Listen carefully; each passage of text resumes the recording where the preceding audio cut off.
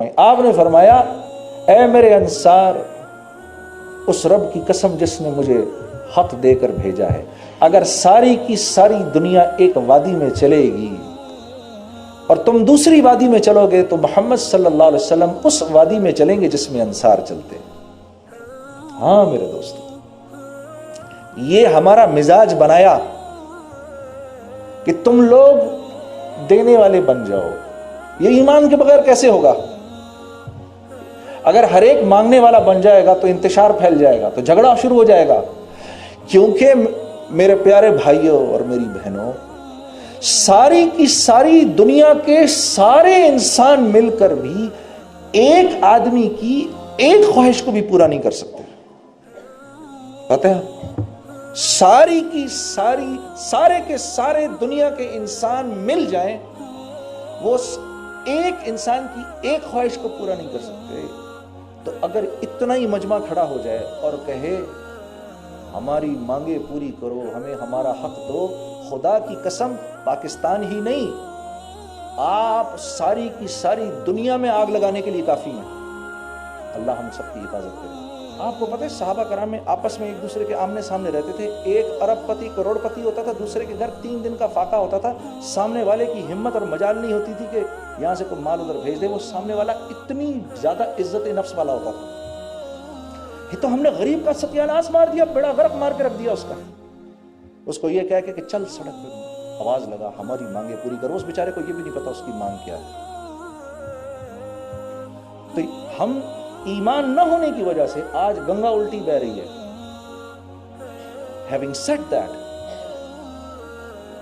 جو ایمان بنانے کی محنت کرتا ہے، اللہ کا وعدہ ہے میرے عزیز دوستو، جیسے ابراہیم علیہ السلام کو اللہ نے آگ کے اندر بچایا، تمہارے چاروں طرف آگ لگی ہوگی، تم سکون سے ہوگے۔ وَلَن تَجِدَ لِسُنَّتِ اللَّهِ تَبْدِيلًا، اللہ کی سنت اس بات میں تبدیل نہیں ہوتی۔ میں یہ خوشخبری آپ کو دینے آیا ہوں۔ ہاں، ہماری سب سے بڑی ضرورت ایمان ہے، ایمان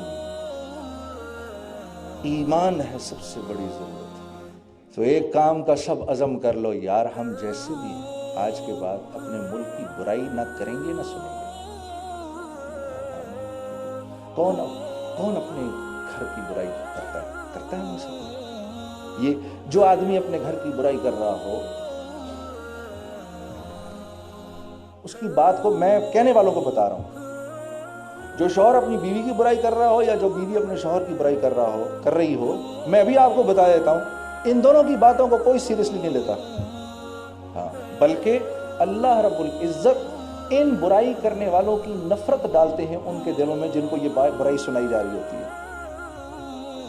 جی ہاں،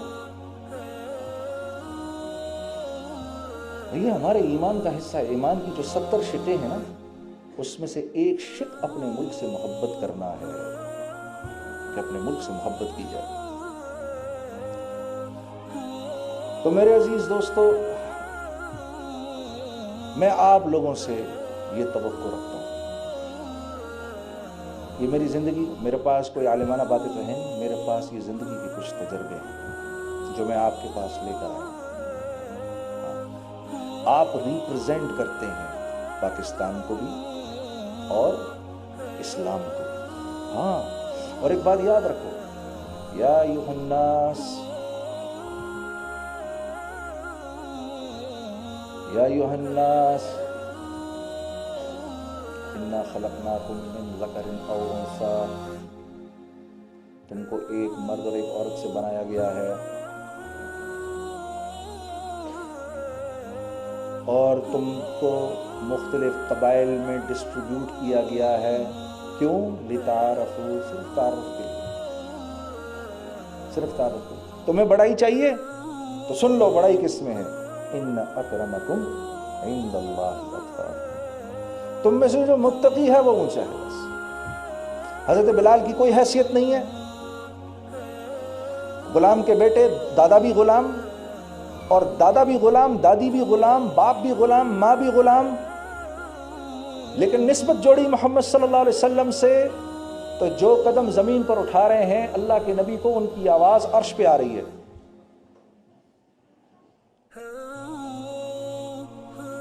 ہاں، اور وہ دیکھو ابو لہب چچا ہے اللہ کے نبی کا چچا، عرب لہب کہتے ہیں ایک سرخ رنگ کی چمکتی بھی خوبصورت چیز کو، چہرہ اتنا خوبصورت تھا کہ جب یہ چلنا شروع کرتے تھے نکل کے جب یہ واک کرتا تھا تو لوگ گھروں سے باہر نکل کے اس کے چہرے کو دیکھتے تھے، اتنا خوبصورت تھا۔ نسبت نہیں جوڑی محمد صلی اللہ علیہ وسلم کے ساتھ، دنیا ہی میں مرنے سے پہلے اللہ نے اس کو ذلت کا ایک معیار بنا دیا۔ آپ سمجھ؟ ہاں، تم نے یہ بات سارے کے سارے عالم تک لے کے جانی ہے۔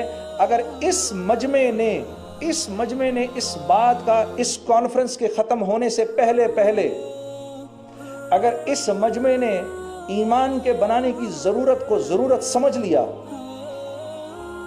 اور اس کے لیے اللہ کے راستے میں نکلنے کے ارادے کر لیے اور اس کے لیے اپنے اوقات کو فارغ کرنے کا عزم کر لیا، تو میں اللہ کی قسم کھا کر کہتا ہوں آپ حضرات سارے کے سارے عالم میں دین کے پھیلنے کے لیے کافی ہیں۔ وہ ایک مصعب بن عمیر ہی تو تھے، 17 سالہ نوجوان۔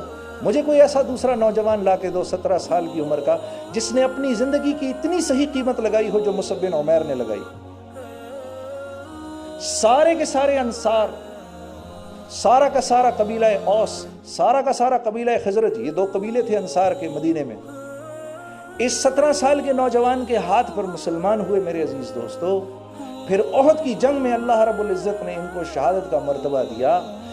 جتنی بڑی جنت ملا کے ان انصار کو ملے گی، اتنی ایک بڑی جنت اللہ کی طرف سے مصعب بن عمیر کو ملے گی۔ اب آپ بتاؤ کتنا اللہ کی طرف سے اپنی زندگی کا بہترین سودا لگا کر چلے۔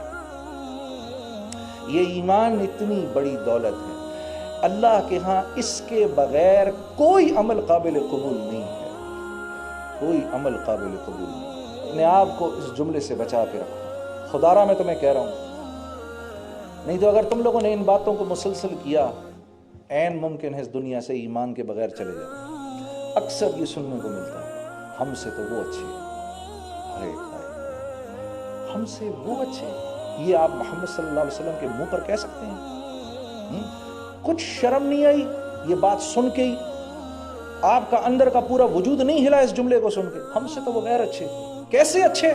آپ کے تو دل میں کلمہ ہے، وہ تو منہ پہ انکار کر رہے ہیں اللہ اور اس کے رسول کا۔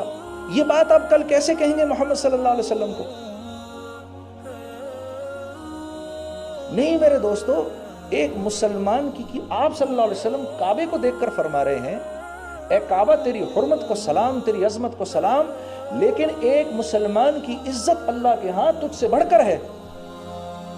ایک روایت میں آتا ہے اللہ کے لیے یہ بات آسان ہے کہ 7 زمین اور 7 آسمانوں کو توڑ دے، بجائے اس کے کہ ایک مسلمان کی عزت کی ہتک ہو۔ اب آپ مجھے بتاؤ، جس اللہ کے اس پر کلمہ لکھا ہو اور یہ نیچے گرا ہوا ہو، آپ اس کو اٹھائیں گے، صاف کریں گے، جیب میں ڈالیں گے، کہیں رکھے کسی اوپر جگہ پہ رکھ دیں گے۔ اس پرچے کی تو آپ کی نظر میں اتنی قیمت ہے، تو وہ مسلمان جس کے دل میں کلمہ ہے، میں دراصل اس کو تو کم سمجھوں، ان غیروں کو اونچا سمجھوں۔ شیطان نے ان کے پاس جا کر کرنا کیا ہے؟ وہ تو ان بیچاروں کو لے کے جا رہا ہے، یہ تو ہمدردی کے لائق ہیں یہ بیچارے۔